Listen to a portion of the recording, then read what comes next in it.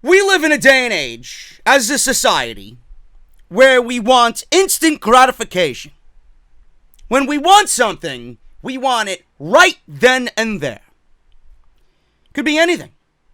Could be that promotion at work. You go through a review, you're going to get a raise, your boss is promising you a higher position in the company, and you want it to happen right then and there when it comes out of his mouth. Could be as simple as making dinner after a long night of work. Put a boiling pot of hot water on, and you're going to make some quick sauce and a nice little pasta dish. And you're boiling the water, and you're looking at it, and you're asking, motherfucker, are you going to boil? I'm starving. Meanwhile, my mother always said a watch pot never boils. Could be an instance where you had a crush on a girl in high school, and you ask her out on a date, and she gives you the answer of, maybe. I'm busy this weekend, and maybe next weekend. But in your mind, you're like, bitch, I want to take you out when I want to take you out. I got this money saved up. I came up to you, and I'm doing this now. I want to go out this weekend. You can't say that. You got to be respectful. The wait is going to be worth it. Maybe. If she isn't a fucking whore. Anyway, you guys get my point. We feel in the wrestling community that same way. We want instant gratification. Daniel Bryan mentioned during the road to WrestleMania how the fans are fickle. The fans are fickle people. And that's exactly what we are, man. I remember back in 2017, I was incredibly high on Seth Rollins. His run as Intercontinental Champion was on its way to being absolutely epic. He had some of the best matches of his entire career in the WWE. The Intercontinental Championship looked important. And with the entire situation going on with the Universal Championship, the Intercontinental Championship at that point looked to be where it always should have been, in the main event, in the absence of the Universal Championship. Seth Rollins was the perfect man to take that title to the heights in which it always should have been in. I remember he was in the ring with Elias. I remember he was in the ring with Finn Balor. I remember he was in the ring with The Miz. The Miz. One-on-one. I forgot what pay-per-view it was. I believe it was Backlash. It was the opening match of that show last year. That was one of the best matches that I've ever seen The Miz put on. And The Miz during that time was on a streak in which he's never looked as good since the day he was feuding with Dolph Ziggler in 2016 when SmackDown Live was coming out of the draft in 2016. Seth Rollins was cool. Seth Rollins was on the top of WWE as far as what he was producing in the ring. You looked at him, and he was the man. He was the man. They didn't try. They didn't force him down your throat. They didn't put him on TV in some stupid bullshit love garbage TMZ style storyline like we seen this year with Becky Lynch. Rollins was his own man. Monday Night Rollins was real. And the Intercontinental Championship was better off for it. So much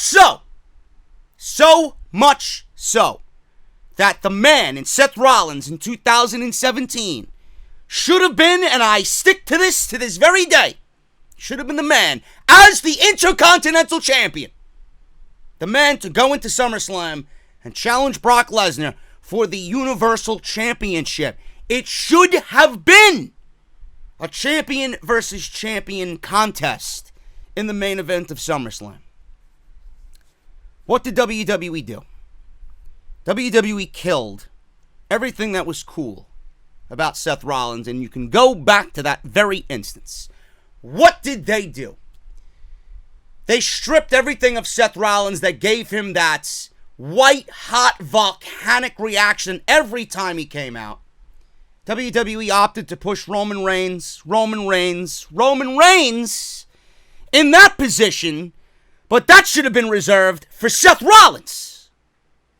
We went into WrestleMania, complete garbage. Now, Rollins had a great match at WrestleMania. Probably the only thing that I gave a shit about on that WrestleMania. It was with The Miz and Finn Balor in a triple threat match. And after that, it seemed to hit its peak. And then, after the Miz match at Backlash, fell right off a cliff. Roman Reigns was the focal point of WWE television.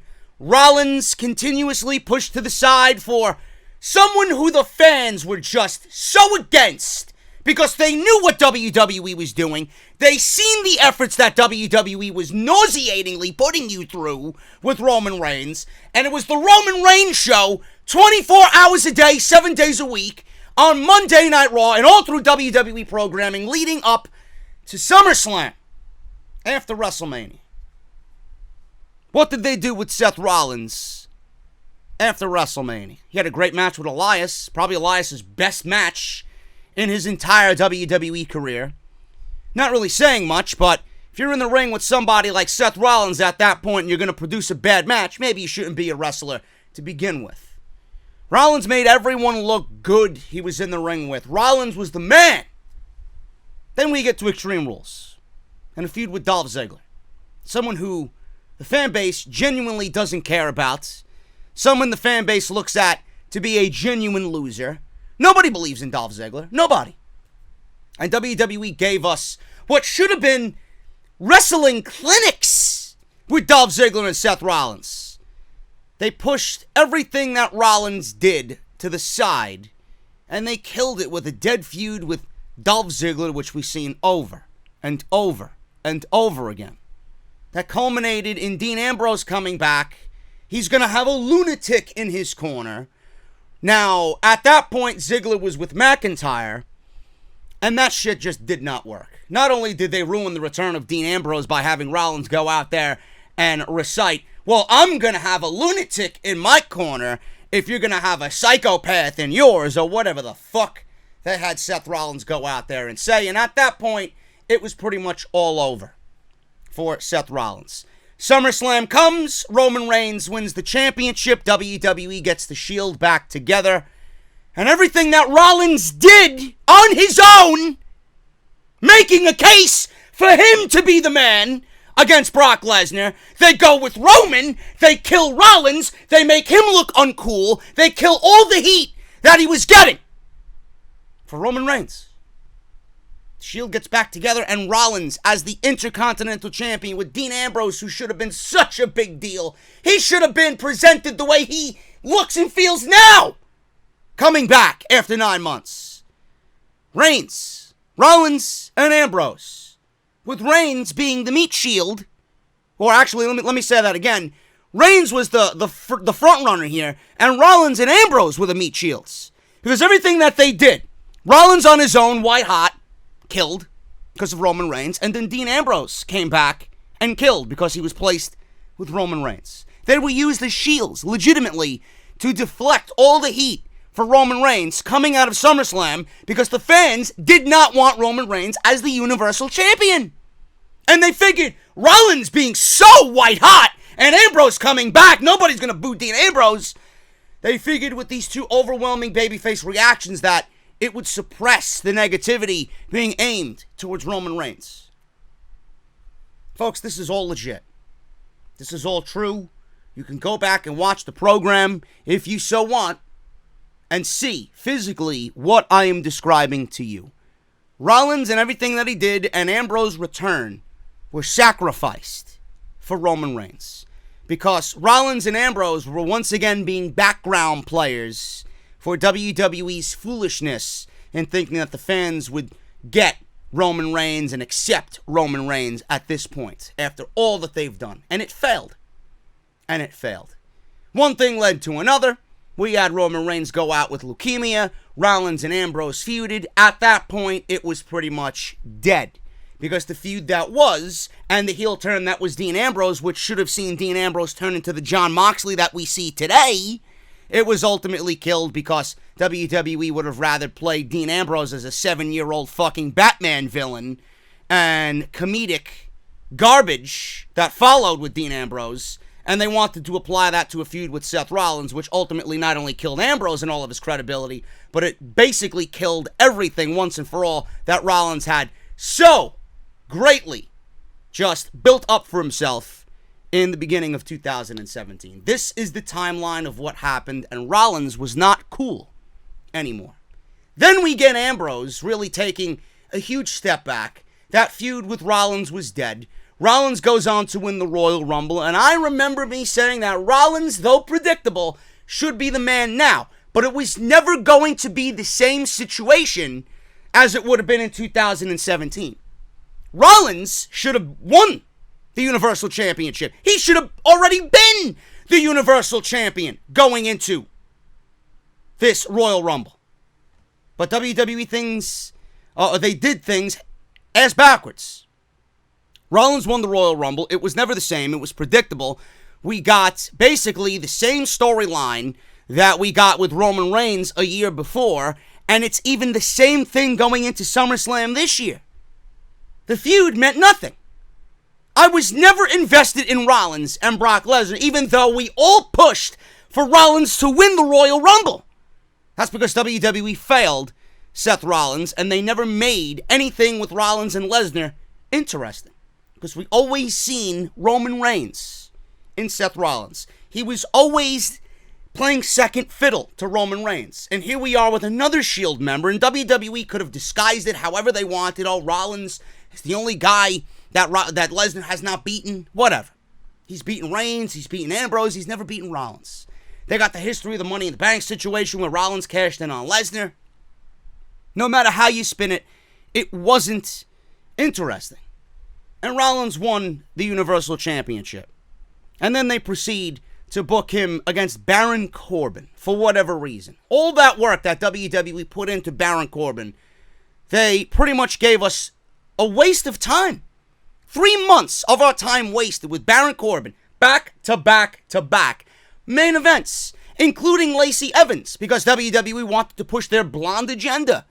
And they figured, we'll pair Corbin and Lacey Evans, and we'll bring the real-life relationship of Rollins and Becky Lynch into Monday Night Raw and the current storylines. And that was it.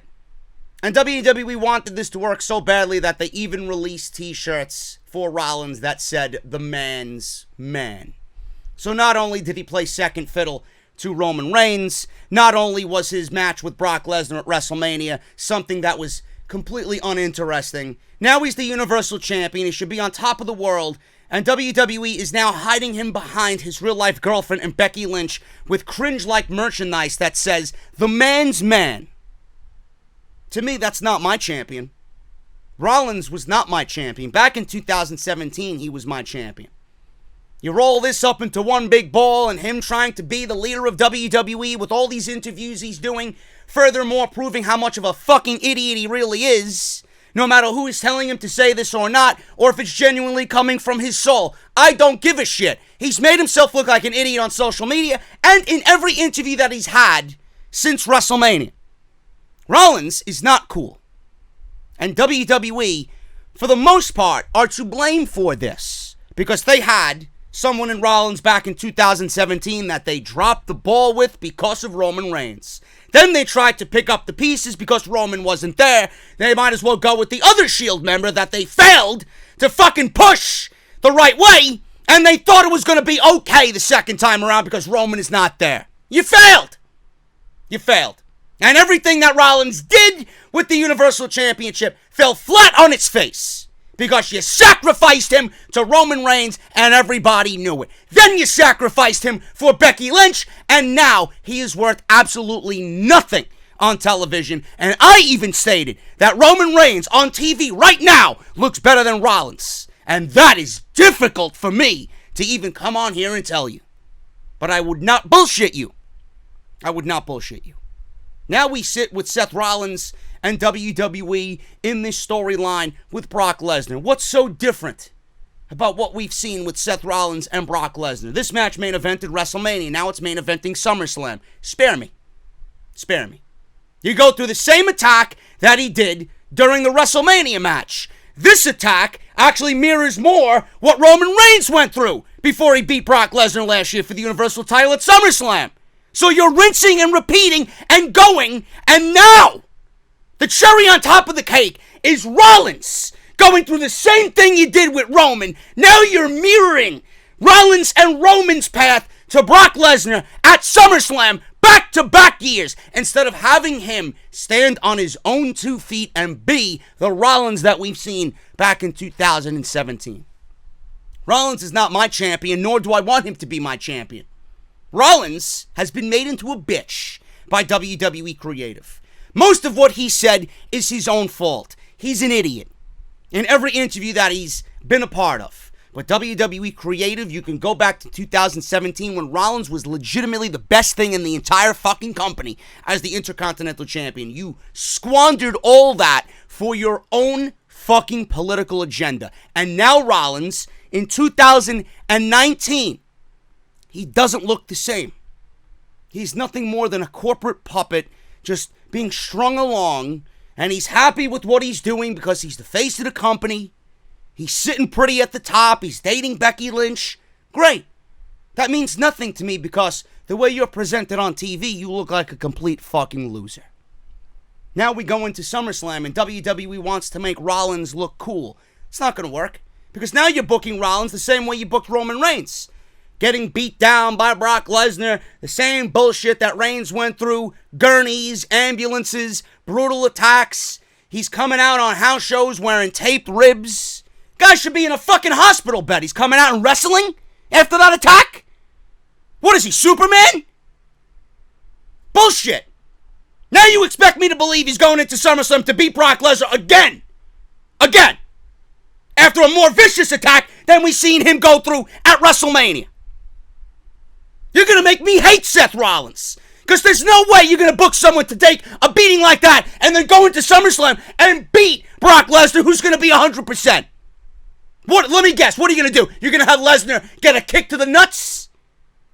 And Rollins is going to take advantage and deliver a curb stomp. Give me a break. This is predictable garbage. This is bullshit. When Rollins wins the Universal Championship, again, which I hope he doesn't, it's going to be more nauseating than he has ever looked. Because WWE is just pushing and pushing and pushing and trying to fix their own mistakes now because they buried him so much and they made him look like an idiot. They gave him the one title reign that he should have had in 2017. Who gives a shit now? Who gives a shit? I don't understand why WWE is trying so hard to make Seth Rollins cool when he already looked cool. I don't get it.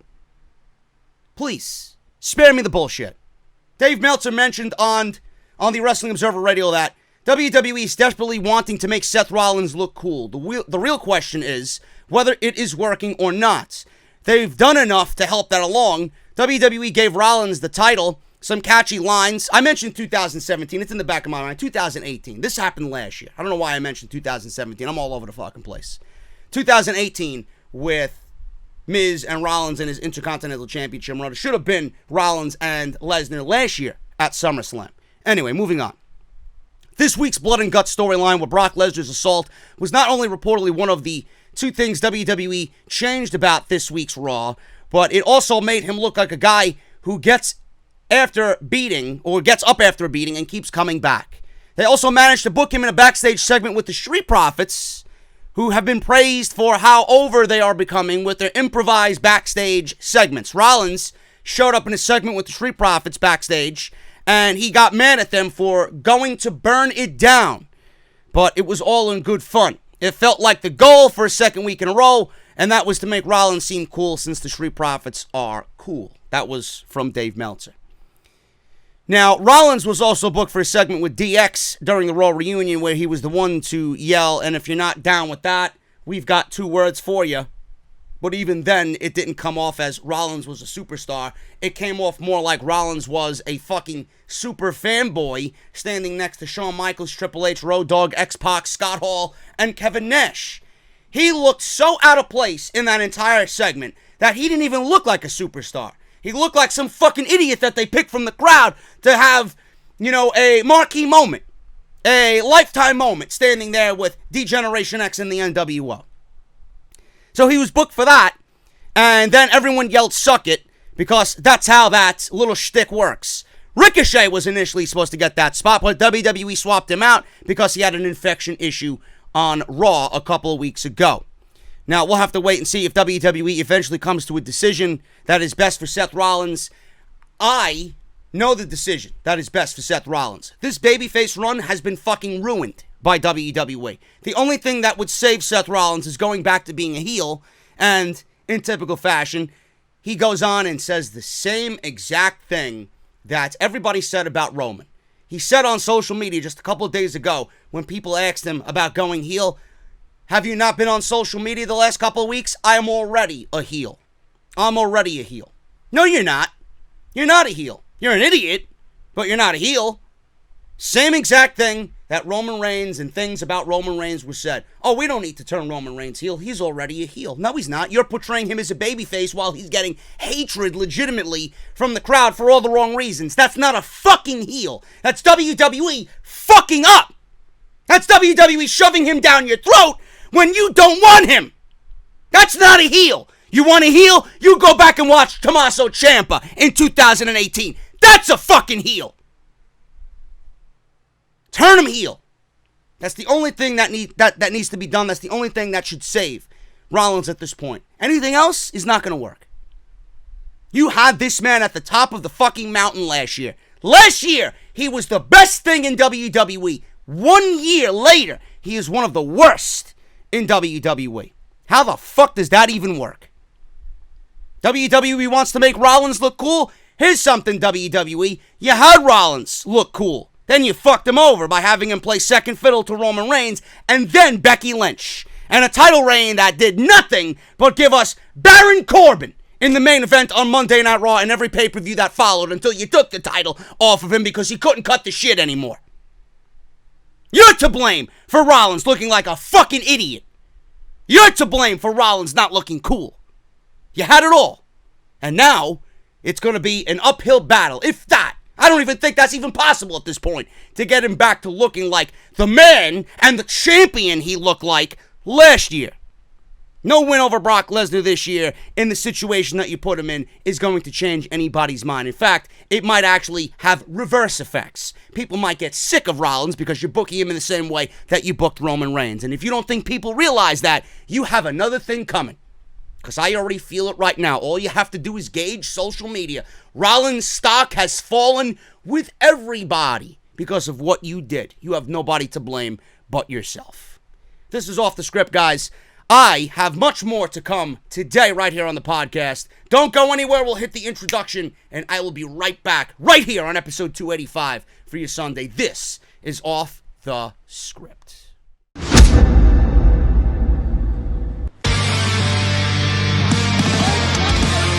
5, delete! This is mine.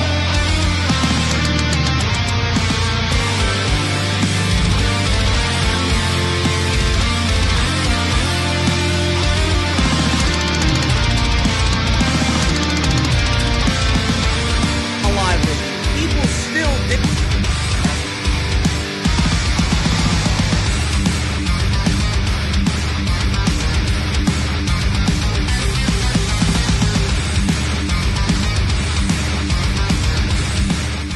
You know, every time I mention All Elite Wrestling, people roll their eyes. Oh, JD's a fanboy. These AEW marks. I'm an AEW mark. I'm an AEW dick rider. Please someone elaborate as to what an AEW dick rider is. Seriously, I don't understand that logic. It's like I am remaking the Lord of the Rings movies, and I'm playing the role of Aragorn, and I'm riding a dick off into the fucking mountain fields, and I'm heading towards Mount Doom to have the final confrontation with Johnny Sins. What's a dick rider? Because I want a fucking company to succeed? I don't understand you people. I want AEW to succeed for all the right reasons. I would never want anybody to fail. I've never once genuinely stated I want WWE to fail, and the only reason why I do say I want WWE to fail, you know, in a situation where the ratings are tanking and I want the ratings to sink lower and lower, it's because that's the only way that they will ever learn. They need to learn that their failures are the only thing that's going to wake them up. Because they're so stuck in their own ways, they don't give a fuck about you. They don't give a shit about me. The only thing that they are going to realize is that maybe we're doing something wrong if the ratings are down, or if the house show attendances are down, or if the pay-per-view numbers are down, or if the network subscriptions are down. I want them to do good. I want successful pro wrestling, because the more successful they are, the more successful we are, and the more happier we are. But when AEW comes to TV, of course, I am going to hold them in high regard. I will criticize them the same way I criticize Monday Night Raw every single week. If there's something wrong or something I don't like or something that should have been done differently, I will tell you. If it's good, I will tell you. If it's bad, I will tell you. Believe me. I'm not going to bullshit you because it's AEW.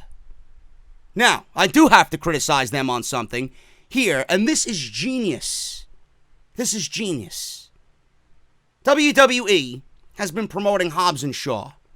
Roman Reigns, The Rock. The Rock is the biggest box office draw that right now is in Hollywood. AEW has bought advertisement time during the previews of Hobbes and Shaw. So if you go see Hobbes and Shaw, more than likely you'll be seeing a promotional ad paid for by TNT. You don't think they're fucking serious? This is all you need to know. How serious they are. It appears All Elite Wrestling has bought targeted advertising space to play a trailer during the upcoming Hobbes and Shaw movie for their upcoming AEW on TNT debut. Chris Jericho, Jon Moxley, and the Young Bucks are featured in this ad. This is absolutely sheer brilliance.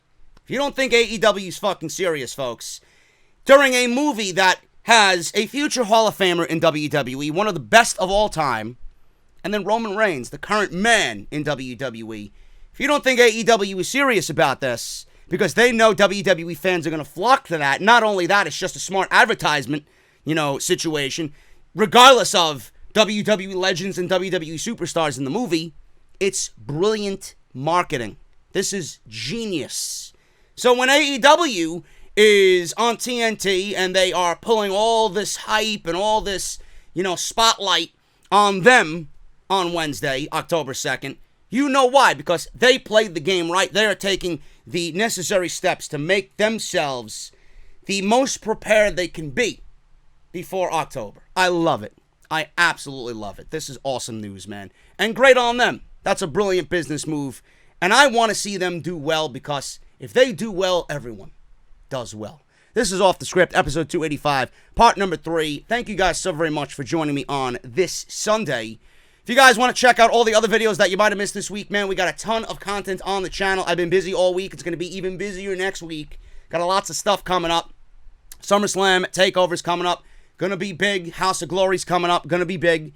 If you guys missed Off the Script parts 1 and 2, there are the thumbnails right there. Daniel Bryan, Samoa Joe, Buddy Murphy. Either way, Roman Reigns should not wrestle Daniel Bryan at Summerslam. That was on part 2. Go and check that out. Monday Night Raw review, SmackDown Live review, NXT review, all the usual suspects during the week. Roman Reigns. Love it.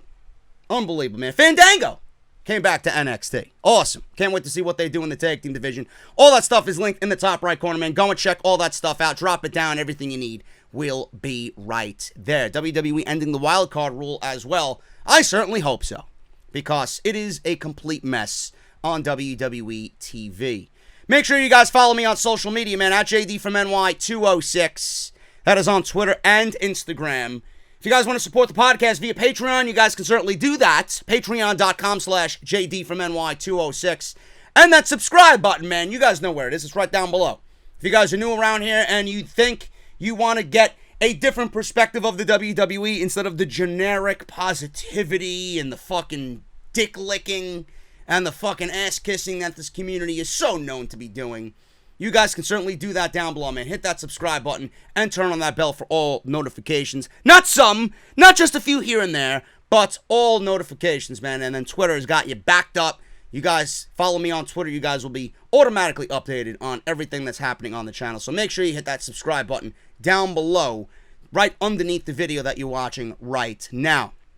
Make sure you guys go check out my fine friends over at Harry's, man. Harrys.com/script.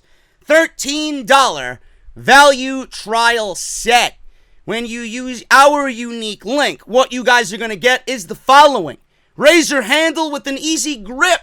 Choice of color is even up to you. The orange, the navy blue, or the evergreen. You're going to get a 5-blade razor with a lubricating strip and a trimmer blade for a close, comfortable shave. A rich bottle of their beautiful, lathering, beautifully scented shave gel. It's going to leave you smelling great. It's going to leave a nice little tingling sensation on your face as well. And a travel blade cover. If you're a man on the go, if you're a man or woman who travels for business, or if you guys just like it to look pretty on your bathroom sink like I do, it looks great in the travel case. You guys are going to get one of those on the house as well. Listeners of my show can redeem their trial set by going to harrys.com/script. Make sure you guys go to harrys.com/script. Join me and become one of the 10 million plus who have tried Harry's and claim your offer today right here on Off the Script. Yesterday on the podcast, I ended with a very heartfelt and real WWE 2K20 or WWE 2K games rant, because I'm tired of the same shit every single year. Apparently, the reveal of the game, or the trailer of the game, or information, finally, because we're 2 months away from the game's release, finally information on the game is being revealed on Monday, August 5th. But somehow, this afternoon, the reveal of the trailer leaked online by some random Twitter account. I don't know who this person is, nor do I care. I made fun of it on social media, saying that it was probably a disgruntled 2K staff member who's like, enough of this shit. This trailer should have been out 6 months ago. Gameplay should have been revealed 6 months ago. I know why it has not been that way, because it's probably the same fucking game that we got last year. But the trailer has already leaked before the official launch on Monday, August 5th. Now, WWE 2K20 has a release date, October 22nd, 2019. Fans are very excited to see what kind of big announcement the company will make concerning this year's cover superstar, because that's the most important thing to these fucking cretins on social media. Who's on the cover? What political agenda are we going to push this year? The big announcement isn't expected until tomorrow, but with the leak, it gave us a glimpse as to who's on the cover already. Now, in the new trailer, I can't show it here because I don't want to get fucking copyrighted, because it wasn't supposed to be revealed until Monday. I can leave you a link down below if you guys want to go watch it for yourself. That's what I could do. In the meantime, the trailer is leaked. Plenty of fans have seen who and what was in this trailer. Now, apparently, I'm going to describe it the best I can for you. It looked like Hulk Hogan was throwing a big Legends bash, or a big superstar bash. He was the host. Looked like Hogan's Mansion. He's there in a nice little tux. Got a glass of champagne. We see Sheamus. We see the Velveteen Dream. We see Stone Cold Steve Austin. And we see Becky Lynch and Roman Reigns. Now, Velveteen Dream is there. He's enjoying the party. And we see Becky Lynch crash through the ceiling. There's a glass ceiling or window above Hogan's mansion. She crashes through it. And she lands on her feet on the way down and stands up and wipes herself clean. She's wearing the man t-shirt. She's in leather pants. She's got a black leather jacket on. And then she goes up to Hogan, takes a bite of an hors d'oeuvre, says something along the lines of, "Nice house you have here." So she goes over to Roman Reigns. They meet in the center of the room. Reigns is there drinking champagne. Becky Lynch takes a glass of champagne. And Roman looks at her and says, "Nice work, man." And Becky Lynch clinks the champagne glass with Roman Reigns. And that was pretty much it. That was pretty much it. 2K is rumored to go with one superstar. In this case, it should have been Becky Lynch, but Ryan Satin in Pro Wrestling Sheet and his sources told him that there's indeed going to be 2 superstars on the cover this year, and with the ending of this trailer, one can assume it's only going to be Roman Reigns and Becky Lynch. Who gives a shit? There was no gameplay. Actually, there was gameplay shown in this trailer, but nothing out of the ordinary that we haven't seen before. It all legitimately look like the same shit. Same character models, maybe a little glossy here and there, a little slight upgrade, maybe some new facial recognition, right? But it's the same shit. It's not actual legit fucking gameplay. It's not legit gameplay. It's cutscenes that actually look better than the actual gameplay. Cutscenes that should be the actual gameplay, but it's not. So it was leaked. What information are we going to get? Who's on the roster, like I complained about yesterday?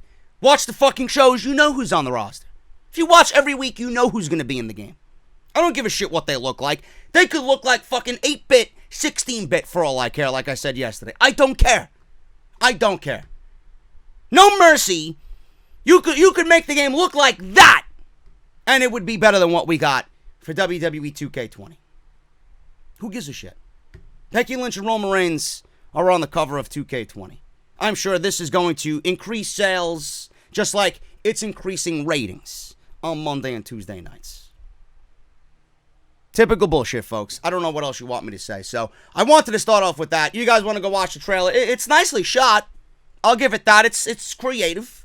But it is what it is, man. Same old shit. And the reason why we're getting so late into this fucking, into the summer, and so late, 2 months before release, I should have seen a trailer already 6 months ago. And people are arguing with me on social media. Oh, why do you expect the game to have a release trailer 6 months ago? They're just fine-tuning the game. No!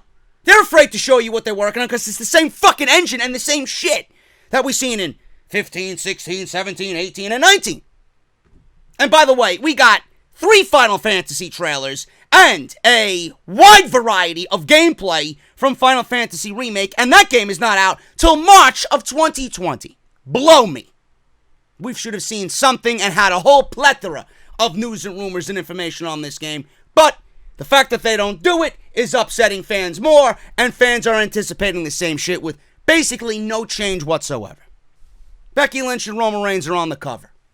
Who gives a shit? Yes, let me go out and run to Walmart or Target and buy 16 fucking copies because Roman Reigns and Becky Lynch are on the cover. Ridiculous, man.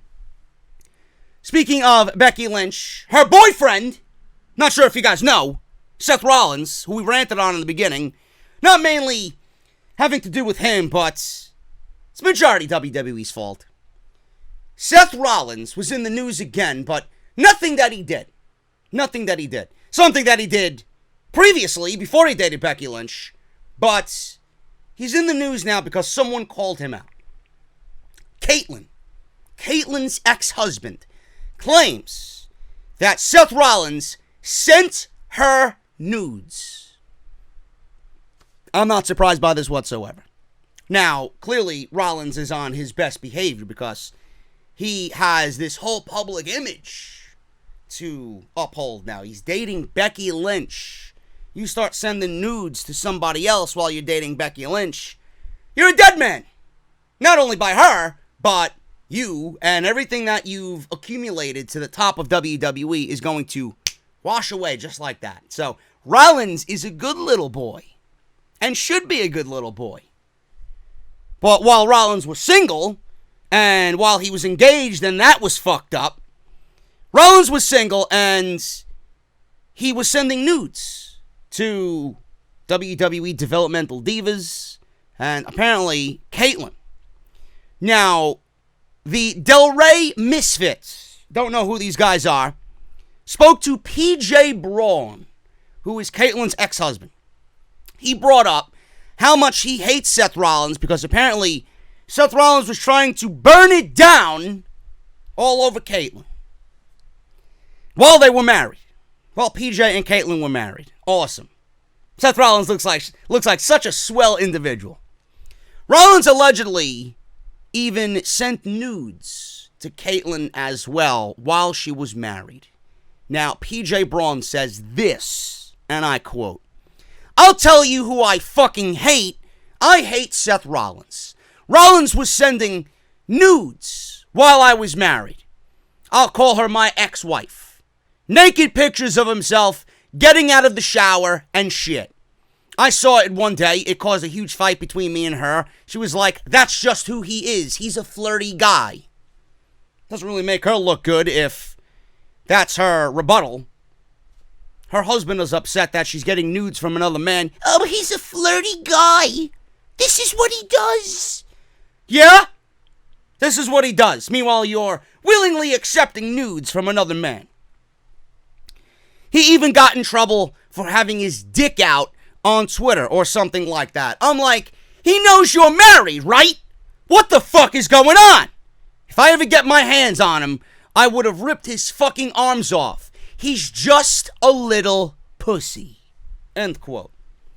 Now, it should be noted that Caitlyn and Braun started their divorce proceedings in January 2018. This was well before Rollins and Becky Lynch were an item in WWE. Although this could have taken place years ago, one has to wonder if Rollins has learned his lesson. Oh, he's learned his lesson, okay, if he values what he has in WWE right now. But being that this is in the news, this will probably get swept under the rug because it's old news. People change. People are, people can be forgiven. But Rollins already ruined the marriage that he was going to be part of by doing this same type of behavior. And now he's with Becky Lynch, and you can guarantee fucking tea that the only nudes he's sending are to Becky Lynch, and the only one seeing him nude is Becky Lynch. Simple as that. So, Rollins, I am sure, has learned his lesson, folks. I would not be too worried about Rollins getting into some TMZ-like drama in WWE ever again. I seen some fucking clowns in the YouTube community because they can't help themselves. Thumbnail stolen from wrestling sites, pasted on their video, talking about CM Punk! CM Punk coming back to the WWE! Breaking news! Well, he's filming upright on his fucking phone instead of this way. No quality to any videos that go out. One has to wonder if he takes pride in anything that he fucking does. Now, CM Punk, we all know, is desired by AEW. We all know that CM Punk is desired by WWE. We all know that the only difference maker left out there in this war is CM Punk. But when people in WWE start telling everybody in the dirt sheets that WWE has no interest bringing back CM Punk, you are completely full of shit. Completely full of shit. Now, we all know CM Punk, according to him, has no real interest in wrestling. He wants to do his MMA stuff. He might want to fight again. He loves doing commentary. God bless Phil Brooks. God bless him. He's happy. Let the man be fucking happy. If he shows up at All Out, which I think he will, that's my prediction, I'll be excited. I'm a huge CM Punk guy. Some of you don't like CM Punk for whatever reasons. I'm a huge CM Punk guy. If he doesn't show up, great. If he shows up, fantastic. It's not going to fucking make me lose sleep at the end of the night. But whatever the decision is made, if he goes to AEW, if he sits at home, I'm going to be happy with whatever decision he makes. It's his own life. He wants to be happy. He knows what makes him happy. Now, this idiot, Tom Calahoo, guys got me benched on Twitter because I spoke out about Alexa Bliss, and then I go and find people sending me screenshots of him in Alexa Bliss's tweet. Oh, you look like a queen. You deserve to be treated like the queen that you are. Blow me. He definitely wants a blowjob from Alexa Bliss. You can tell by the way he speaks to her and interacts with her on social media. This guy's a fucking loser. Apparently he's got a dirt sheet or he works for somebody. He's got a podcast. Whatever. Guy's a fucking loser. Reports from him have been reported that he's been told numerous times that WWE has not shown any indication that they are even interested in bringing CM Punk back to the company. Therefore, he says, if All Elite Wrestling wants to talk to CM Punk and have Punk join them, WWE will not be bothered by it whatsoever. Yes, and Tony Storm woke up to me this morning, laying next to me saying, "Good morning, honey. Can I make you bacon and eggs in my skimpy shorts?" Yeah, that happened. That happened, just like this happened, right? Bullshit. Absolute bullshit. He says this, and I quote, "I've been repeatedly told that there's no interest within WWE to sign CM Punk, and no indication of any interest from CM Punk to sign." Duh! Why would Punk want to go back to the WWE? First of all, that Chris Amon bullshit is probably still fresh. Why would he go back to the WWE? Amon, according to me, and from what I read, is still employed by WWE. He's still one of the head doctors over there in WWE. If AEW can convince him, I doubt WWE could do anything to stop them. Now, there could still be some bad blood between CM Punk and WWE. Yeah, don't you think? They say time heals all wounds, but most wounds don't include a huge defamation lawsuit that's stretched out for years. End quote. Now, I remember back in the day, Stone Cold Steve Austin had the balls to ex Vince McMahon on the Stone Cold podcast before it was taken off the WWE network. CM Punk was brought up. This is bullshit because if you ex Vince McMahon about CM Punk now, the answer that he gave on that Stone Cold podcast would be the same answer he would give today. Would you be open to working with CM Punk again? Vince McMahon said yes, I would still be open to working with CM Punk because Vince McMahon knows that CM Punk is someone who is going to garner attention. CM Punk is going to make headlines no matter what he does or what he says. CM Punk is the last of a dying breed. He is the last man with any type of validity and star power left that is not scooped up by a major promotion. Vince knows this. Whether Amon has a problem with it, whether Triple H has a problem with it, and Triple H and Punk don't see eye to eye. Some people in WWE might not see the same eye to eye with CM Punk like they used to do. Apparently, CM Punk is cutting off all contact with people in WWE. I wonder why. Is he slated to go to AEW? Is this just another riddle in the massive puzzle that is CM Punk and AEW, StarCast, and All Out? We don't know. We won't know until August 31st. I don't know. Nor do I give a shit. It's not going to make me lose sleep, like I said, at the end of the night. But reports like this are complete bullshit. When you had the CEO several years ago open to working with CM Punk, even though he did and said what he said. I even think Triple H would be open to working with CM Punk because Triple H knows in this war there are not many things that are going to really put one over the other. AEW gets CM Punk. That is a major fucking flag in the ground of this war. I'm not saying that AEW is going to win the war by getting CM Punk, but man, the tides would swing very, very much in AEW's favor if they got and managed to get CM Punk and lock him down, have him be a featured face on TNT. I'm just saying. Anybody with a fucking brain realizes that and knows that's fact. The fact that WWE is not interested in CM Punk, give me a fucking break. They're interested in everybody. They want everybody for the sheer fucking sake that they don't go to AEW. Punk is absolutely a part of that discussion. WWE, who's a part of the Summerslam discussion, is Goldberg. Apparently Goldberg will be formally announced on Monday Night Raw with his involvement for SummerSlam.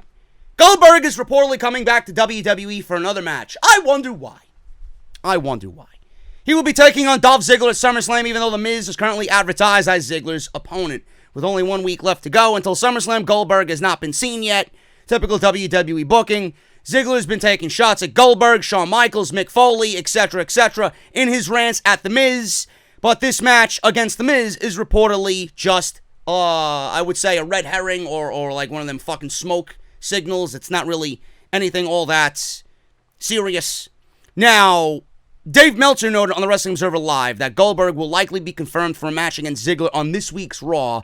However, he also commented that nobody is going to expect Ziggler to defeat Bill Goldberg. He says this, and I quote, "Nobody's going to believe Dolph is going to win this match, and plus, it's not even going to be announced until the Monday before SummerSlam." End quote. I genuinely don't know why any of this makes any sense to anybody. How does this really make sense at all in the grand scheme of what you're doing with Dolph Ziggler? It doesn't. Dolph Ziggler is merely setting himself up for another loss, an embarrassing loss. And Goldberg, the only reason why Goldberg is coming back is because he doesn't want to be back, but Dolph Ziggler is safe enough to a point where Goldberg can go in there, look good, look strong, come out in 20 seconds and look like the dominant Bill Goldberg that we remember from his last run, and the dominant Bill Goldberg that we remember from WCW.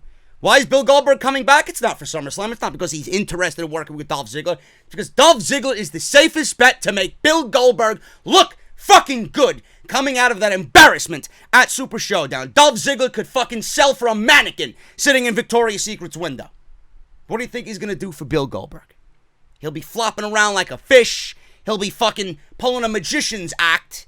You know, where they saw the magician in half? That's exactly what he's going to have happen when he takes that spear from Bill Goldberg. Ziggler is the safest bet to make Bill Goldberg, to make him look good at the end of the evening in this 20-second debacle. Because Bill Goldberg doesn't want that to be the lasting image of his career in Saudi Arabia with The Undertaker at Super Showdown. So they're bringing him back. They're paying him again. He may be doing it for free. I don't fucking know. If I'm Bill Goldberg, all the money it fucking took to be at Super Showdown, I'd actually do WWE a favor and not take any fucking money. You're lucky that they're giving you the opportunity to come back and rectify the bullshit that you did in Saudi Arabia. Probably working this thing for free. Anyway, Goldberg's going to be announced on Monday Night Raw, according to Dave Meltzer. It's a wait-and-see game. I would not be surprised. It is what it is. Is he going to be there? Maybe. Is he not going to be there? Probably. And he'll show up at SummerSlam, 20 seconds, spear, jackhammer, that's it. Ha ha ha, Ziggler's a loser. Ha ha ha, Goldberg looks better than he did in Super Showdown. Everybody goes on with their fucking evenings. Who gives a shit? Moving on. Now, we talked about Rollins not looking cool. You know who else doesn't look cool? Braun Strowman.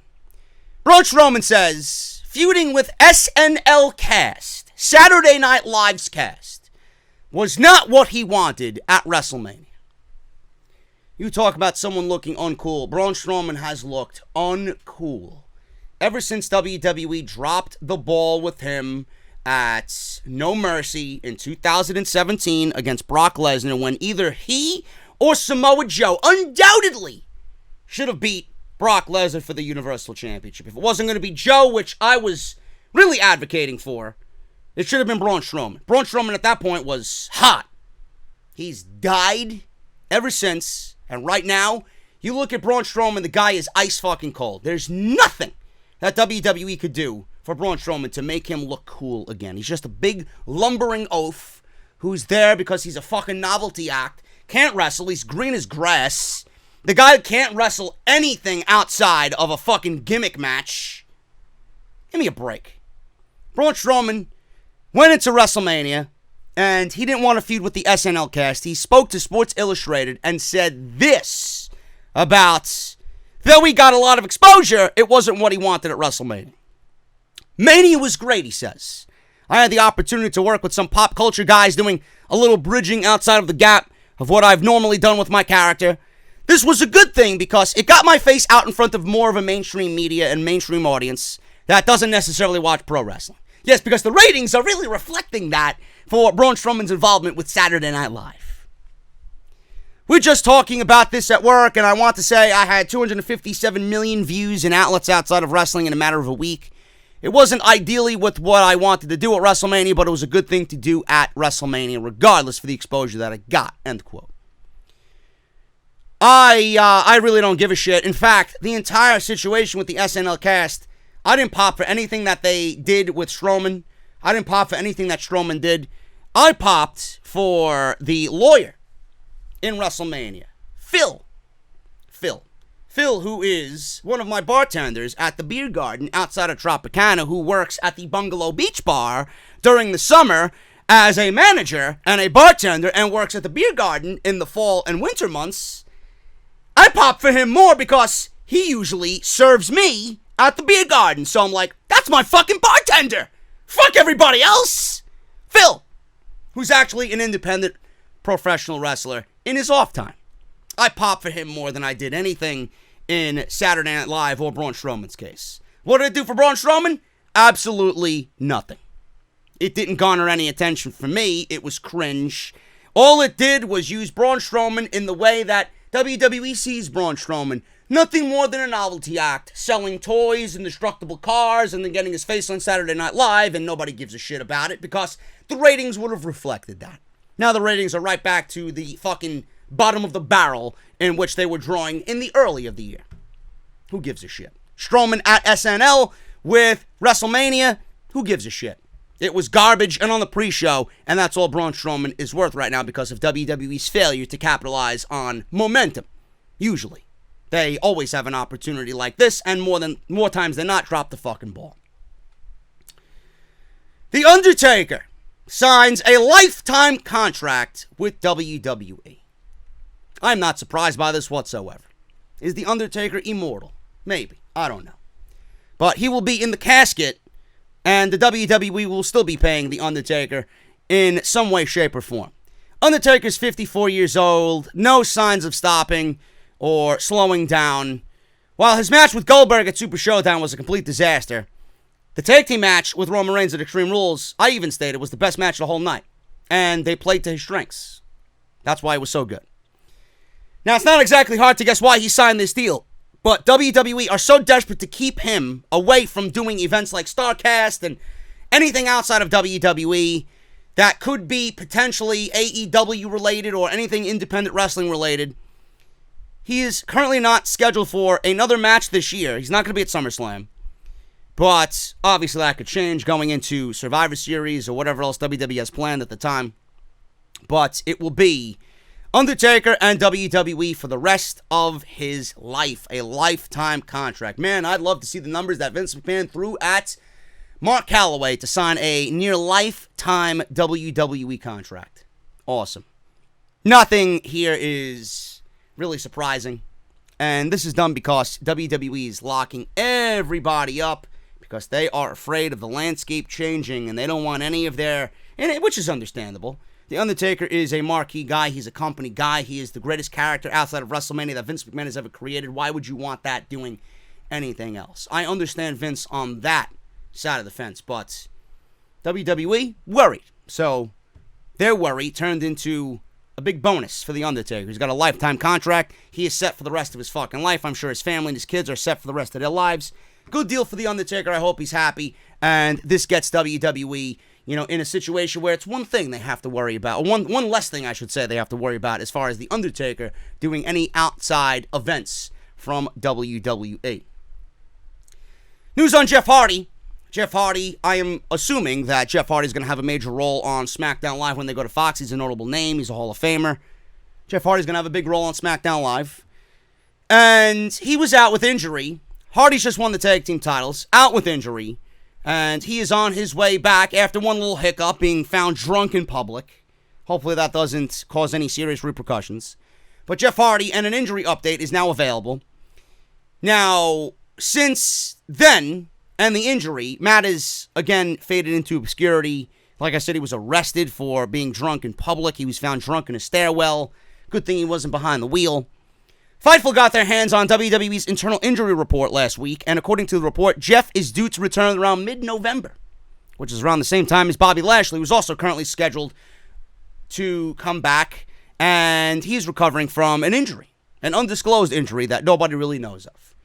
Now, as seen with the Usos, getting arrested doesn't seem to have any impact on any pushes in the WWE, and Jeff is such a popular figure in the WWE, everybody fully expects him to reunite with Matt on his return and be back in the tag team title situation, which is probably the best thing for him because they killed the broken gimmick of Matt Hardy.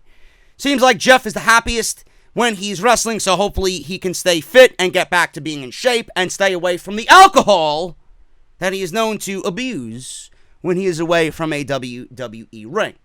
So I can't wait for Jeff to come back because WWE could use some serious tag team competition on their shows. Liv Morgan, last time we seen her on SmackDown Live, the only time we seen her on SmackDown Live, was her losing to Charlotte Flair. I said that I'd like to see more of Liv Morgan.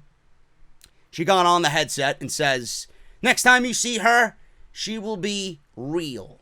You're going to see the real Liv Morgan. I don't know what that means, but Liv Morgan seemed incredibly frustrated couple of weeks ago on SmackDown Live. She announced she's going away, and the next time we see her, she's going to be real. Now, we're left to wonder what that means. Brad Shepard reported on this, and his source in WWE has given him a little hint of what type of character WWE is going for with Liv Morgan's new change. He says, and I quote, Liv Morgan's new gimmick will be used to reel in the disenfranchised female youth demographic. It'll be a Lita-esque, rebel type of character. End quote. First of all, when has WWE had any female youth demographic? Never. It's very little. And B, it's going to be a Lita-esque rebel type character. Can someone please explain to me what the fuck Ruby Riott is? So you're pretty much giving Liv Morgan Ruby Riott's character. Why would you give Liv Morgan Ruby Riott's character when you already have Ruby Riott, who does it very well, I might add? I don't understand. I really don't. Liv Morgan can be Liv Morgan. It's WWE's fault Liv Morgan needs to be real. Liv Morgan in NXT was Liv Morgan. She was bouncy and energetic and charismatic, and she was the life of the party, Liv Morgan. She wasn't good. There was nothing about her that really stood out in the ring, but from what I've seen in the ring with Charlotte, I want to see more.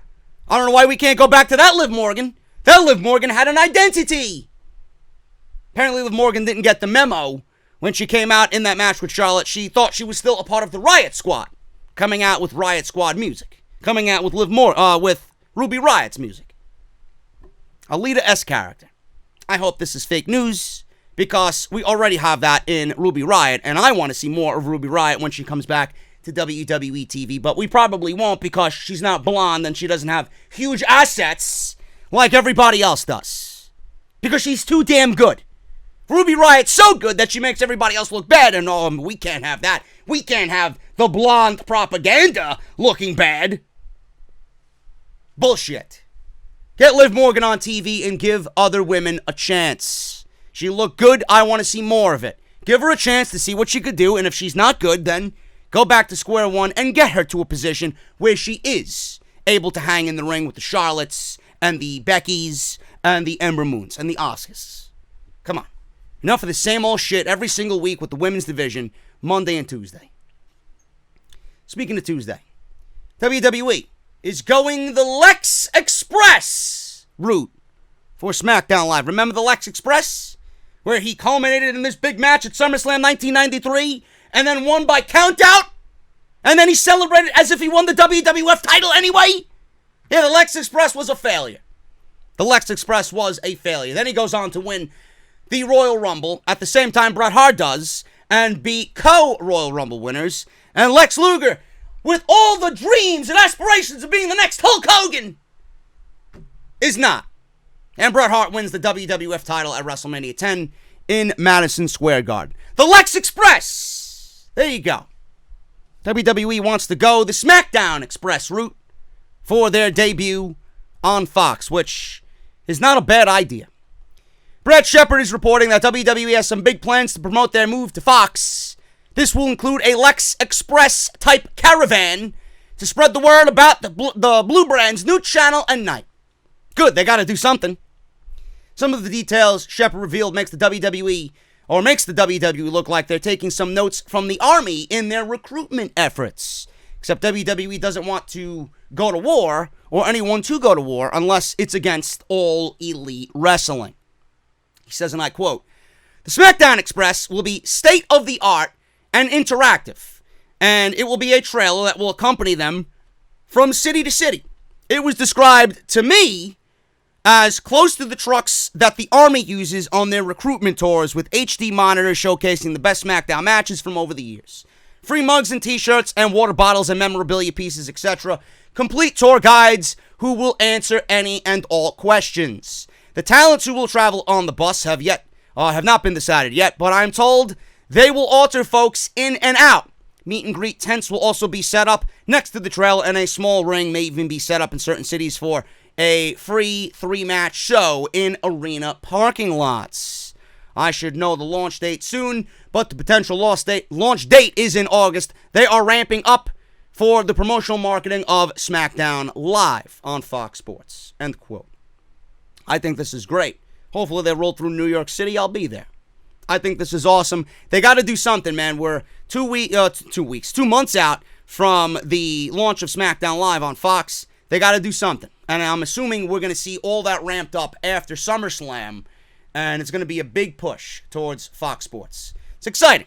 I want different. I want new. Hopefully WWE is taking this just as seriously. And they want to present new, fresh, and exciting as well. And just use this as a huge reset for not only the company, but for Raw and SmackDown to be individual brands as well. We want legitimacy in the WWE, and hopefully this is the beginning of it with Fox. And the marketing is great. I think it's awesome. And it's going to bring awareness to SmackDown Live in a positive way. Finally, guys, I got news on Carmella before we get out of here. WWE has big plans for Carmella. Now, Tom Calahoo, the same idiot that reported about the CM Punk bullshit, said that Carmella is said to be the best argument for keeping the wild card rule alive. Let me tell you something, Mr. Calahoo and everybody that fucking agrees with him in the WWE. The wild card rule needs to die. It needs to die. Carmella being the best argument to keep it alive is bullshit. It needs to die because it's ruining the fucking shows. Seriously. It never should have been a thing, and it made the WWE TV product fucking awful. She is so viral right now on social media with R-Truth in the 24/7 title, and it's even stated in these reports that she's vital to the overall success of the 24/7 title. Brett Shepard confirmed these reports and said the backstage standpoint is that Carmella has killed it. He also expanded, saying that his source confirmed that Mella might have a 24/7 title run in her future as well. He says, and I quote, Carmella has killed the 24/7 segments in a good way. She's really excelling outside of the ring. Great. I don't want to see it on TV. Keep it to social media, where I'm sure she'll do an even better job than the way she's presented on TV. Not only is Tom Calahoo's report about Carmella correct, but a source in WWE told me she'll even eventually win the 24/7 title off of R-Truth herself. End quote. The former SmackDown Women's Champion, Miss Money in the Bank, right now is involved with R-Truth over the 24/7 title. As she and R-Truth chase the 24/7 title, things are getting very interesting. Now Maria Kanellis is the first ever pregnant woman champion in WWE. This adds another twist that we weren't expecting either. I wish the twist is that she won the title and ultimately fucking killed it because nobody's going to attack a pregnant woman. Now, Tom Calahoo reports that a source in WWE told him Carmella is absolutely vital to the 24/7 title picture. This also reportedly is one of the best arguments for keeping the wild card rule alive. He says, and I quote, the biggest argument for keeping the wild card rule is Carmella. She's absolutely vital to the 24/7 scene, says his source. End quote. Folks, this is awful. If this is what you're doing for Carmella, if this is what your vision for Carmella is, if this is your excuse to keep the 24/7 title alive, it's awful. I was a huge Carmella detractor when she was champion. She was miserable to look at and miserable to watch. She's actually gotten a lot better. She's got better in the ring. She's better as a babyface. And she is, right now, more popular than she was then as champion. If you're using this excuse to keep the wild card rule alive, then you're a fucking idiot. Because then you are hanging on to something that is a complete failure in WWE as far as the TV product goes, because it's not generating any interest. It's not doing what it needs to do. It's a joke. It's comedy.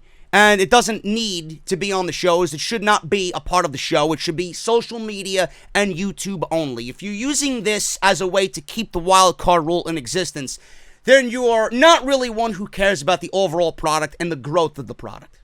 It needs to die. The 24/7 title needs to be removed from TV when we move to Fox. After SummerSlam, a new edict should be put across all WWE platforms on Raw and SmackDown.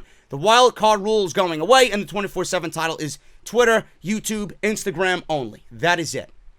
Carmella is great in that role, yes, but it's not bringing any credibility and legitimacy to the overall shows, and that's what we need on these shows, where AEW is going to have I hope maybe 5% cringe with the librarian shit and 95% of a real sports-like direction. This shit needs to go. Carmella's great, but the 24/7 title and the wild card rule are not. Don't give me or make excuses to keep those things around because Carmella is killing it. She can kill it in other ways. WWE's killing their fucking product by having these things exist on Monday and Tuesday. I'm getting out of here, guys. Thank you so very much for all your support right here on Off the Script. Big weekend, another big week coming, man. Got a lot of content going up. Raw, SmackDown, NXT. In between, you're going to get a SummerSlam predictions video on its own. NXT predictions video on its own. Off the Script this weekend. It's going to be a big weekend, man.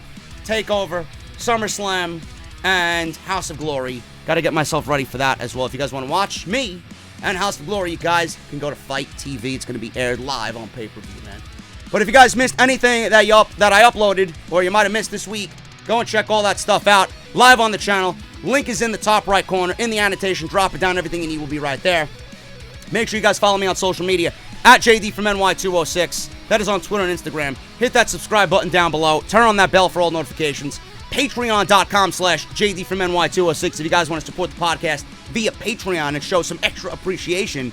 And Harrys.com/script. Make sure you guys get your $13 value today by using our unique link, Harrys.com/script. Thank you guys so very much, man. I am getting out of here, and I'll see you guys right back here on Monday for Monday Night Raw. Thank you guys so much. Hit that thumbs up, and I'll see you right back here on the Go Home Show for Summer Scam. See you guys then.